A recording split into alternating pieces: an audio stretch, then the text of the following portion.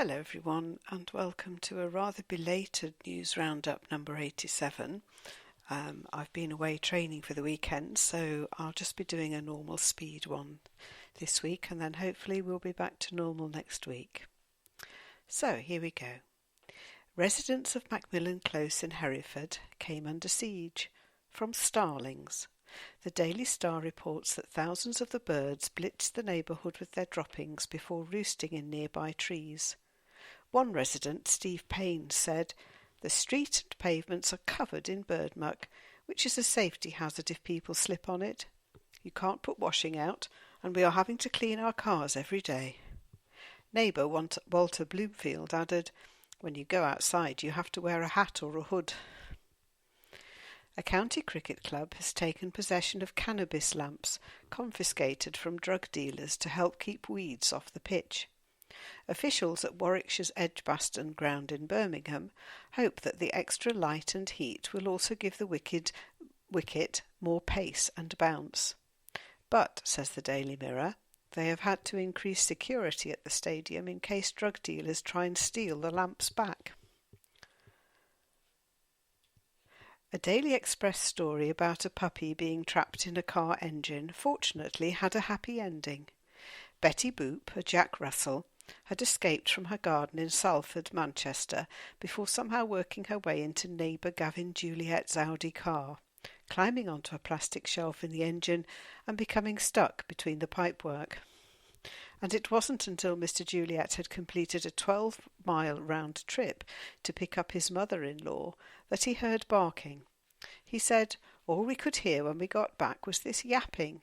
We thought it was coming from the garden, but then I put my ear to the bonnet. I opened it, and the little fellow was just there glaring back at me. I couldn't believe it. I still don't get how it survived, with the heat in there and the fan spinning. Bless its cotton socks. Can you imagine being stuck in a car engine for 12 miles? Newly invented slang words are continually entering daily use, and the Mirror reports that experts say there are now 57 words for a remote control, such as blabber, zapper, melly and dawiki. As far as this next story goes, I would like to point out that it definitely doesn't apply to me, honestly. The Daily Star puts the spotlight on a survey conducted by bathroom retailer Better Living, which claims that British men are the vainest of them all, spending 335 days of their life staring at the mirror on the wall. The survey calls them reflectors because they spend so long staring at themselves, and more than half, 52% of males, admit that they are getting vainer than ever before. A Better Living spokesman said, "Society no longer believes it's strange for men to have their own beauty regime." There's a word for people like that. Yuck. According to the Daily Mail, a chip shop boss in Preston, Lancashire, has created the world's largest Ferrero Rocher caked in batter. John Clarkson made the £11 version of the hazelnut sweet made famous in the Ambassador's Party TV advert, using his own recipe. It is 10 times the usual size of a Ferrero Rocher and comes complete with a giant paper Ferrero Rocher tray. He came up with the idea after an initial batch of normal-sized Ferrero Rochers dipped in batter proved to be a surprise hit with customers. I just can't believe it. That's total sacrilege, isn't it?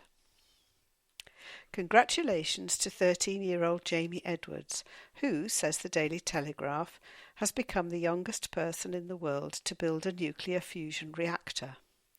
Jamie, from Penwortham in Lancashire, started building the reactor in October in an underused science laboratory at his school, and 5 months later has successfully made 2 atoms smash together to create helium, a nuclear fusion.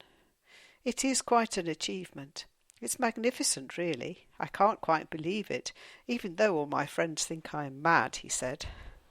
Priory Academy head teacher Jim Hurrigan commented, "I was a bit stunned and I have to say a little nervous when Jamie suggested this, but he reassured me he wouldn't blow the school up." Good for him. Isn't that a lovely, lovely story? And who cares if his friends think he's mad? I think he's wonderful.